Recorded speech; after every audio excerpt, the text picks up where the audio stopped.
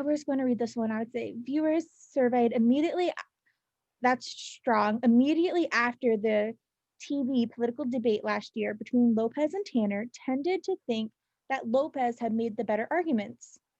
But the survey respondents who reported that Lopez's arguments were better may have been biased in favor of Lopez. After all, Lopez eventually did win the election.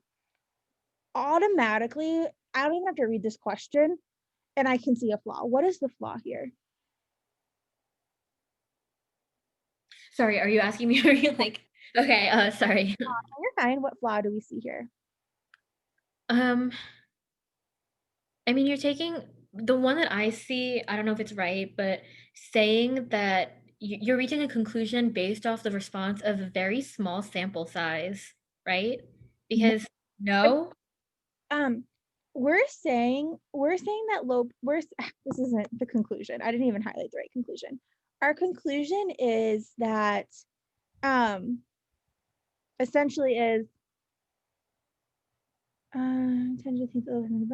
but the arguments responded to reported that Lopez's arguments were better may have been biased in favor of Lopez. And we're saying that the survey respondents might have been biased because Lopez won the election. Why is this ridiculous? because correlation causation. Yes, it's a correlation causation flaw. And so if we want to weaken this, what would be the number one weak way that we could destroy this argument? Find something else that causes it, or let's say that they have nothing to do with each other. Let's expose this flaw. And so you did struggle on this one, which it's a level 5 question, so don't feel bad. But I do think if you recognize right away that, hey, just like I'm thinking like, well, no shit, they eventually won the election because they were persuaded in the TV ad, so then they went out and voted. Or maybe everybody else that watched it also thought that Lopez did a great job and went out and voted for Lopez. Like just because they won isn't going to influence what I think of them. Maybe the best person really just won. I Okay. realized that I've been struggling on a lot of weekend questions, and I think because I don't really, I don't know why, but I'm not making that connection that there is a flaw in there. Like, I don't know why. I'm not, yeah, I don't pick out the flaws like I do for a flaw question. Literally every argument on here essentially except obviously most strongly supported or must be true questions are just statements. But if it's a strengthen, a weaken, assumption question, like there has to be a flaw. Because how can you strengthen, like what's the need to strengthen something that's valid? Mm-hmm. Or how can you weaken something that's valid? Like if it's valid, it's valid. Mm-hmm. So just go into that mindset a little bit, and that's going to help with the predicting too. So this one you did get it correct, so that's amazing. You started with A, most, so more than, I like that it's strong. More than 50% of people who voted in the election that Lopez won did not watch the debate. Um, that has nothing to do with our people being biased. Mm-hmm.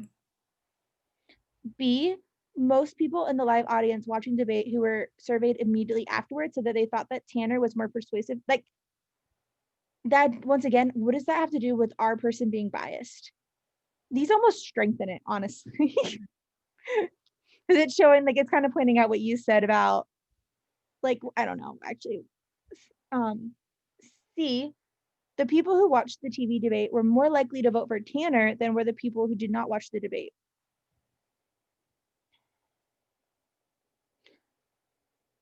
This one, I think, the reason that this one is wrong is because the people who watched, you crossed this one off right away, I think. Sorry, I was getting confused on my notes. I believe you crossed this one off right away. But this is just because this is talking about Tanner and we don't care about Tanner. It's just saying that, hey, the people that watched the TV debate were more likely to vote for Tanner than those that didn't. So Tanner could just be a terrible candidate, like overall. Like this, nobody likes Tanner.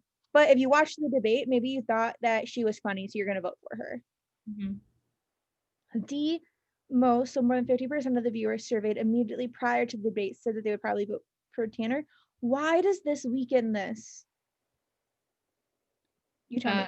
because they're not biased in favor of Lopez. Yeah, this one, like, I would be like, "Oh, yeah, love this." I would read E quickly. Lopez won the election over Tanner by, like, doesn't matter. So we're still talking about why these people being biased. And this addresses the flaw. Is that helpful? Mhm.